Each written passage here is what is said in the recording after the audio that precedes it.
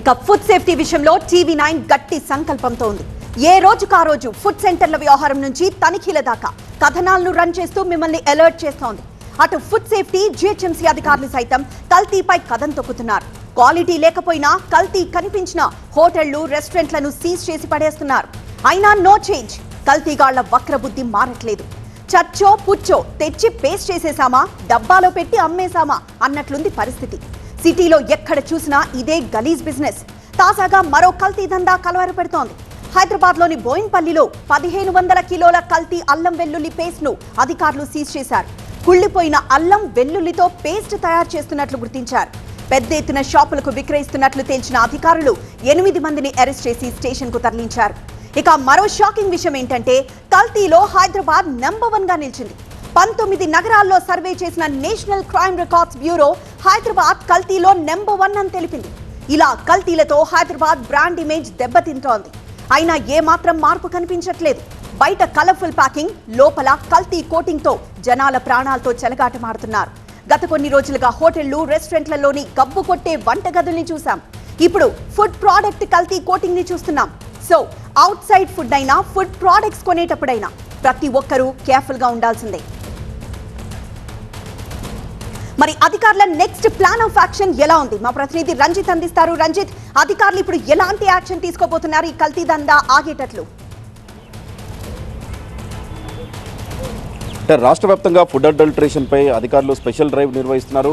హోటల్స్లో ఇటు ఏదైతే ఈ ఫుడ్ పాయిజన్ కేసులు ఎక్కువగా నమోదైన తర్వాత హోటల్స్పై దాడులు నిర్వహిస్తే అక్కడ వినియోగించేటువంటి ఈ మసాలాలు కావచ్చు, ఆ తర్వాత అల్లం వెల్లుల్లి లాంటి పేస్ట్, కొంత ఎసెన్స్, ఇవన్నీ కూడా కల్తీ బయట హోల్సేల్లో వీరు కొనుగోలు చేస్తున్నటువంటి విషయాలు కూడా దర్యాప్తులో వెలుగులోకి వచ్చాయి. సో ఇదే క్రమంలో ఎక్కడి నుండైతే ఈ జింజర్ పేస్ట్ తయారవుతుందో వాటిపైన అధికారులు దాడులు నిర్వహిస్తున్నారు.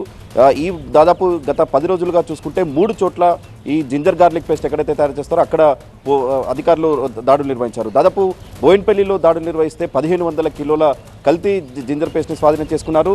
అలాగా ఉప్పల్లో కూడా దాదాపు 800 కిలోలకు సంబంధించిన జింజర్ పేస్ట్ని అక్కడ స్వాధీనం చేసుకున్నారు. సో ఇదంతా కూడా ఎక్కడైతే ఈ మార్కెట్ల వద్ద ఈ మొత్తం కుళ్ళిపోయినటువంటి స్థితిలో, పాడేసే స్థితిలో ఉండేటువంటి అల్లం వెల్లిపాయల్ని తీసుకొచ్చి ఇక్కడ దీనికి సంబంధించి సిట్రిక్ యాసిడ్ కలిపి ఈ మొత్తం కల్తీ జింజర్ గార్లిక్ పేస్ట్ తయారు చేస్తున్నట్టుగా కూడా అధికారులు అయితే గుర్తించారు.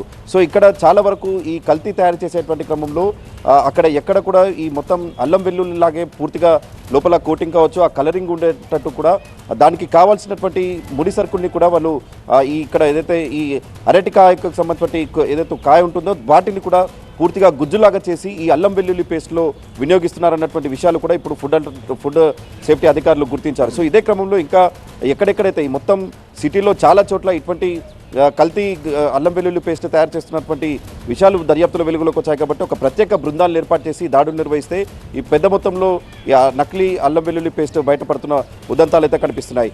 మొత్తం హైదరాబాద్లోనే దాదాపు ఈ మొత్తం మెట్రో సిటీస్తో పోల్చుకుంటే ఈ 19 నగరాల్లో హైదరాబాదే ఈ మొత్తం ఫుడ్ అడల్టరేషన్లో చాలా నంబర్ 1 పొజిషన్లో ఉన్నటువంటి క్రమంలోనే అధికారులు కొంత సీరియస్గా దృష్టి సారించి స్పెషల్ డ్రైవ్ నిర్వహిస్తున్నారు.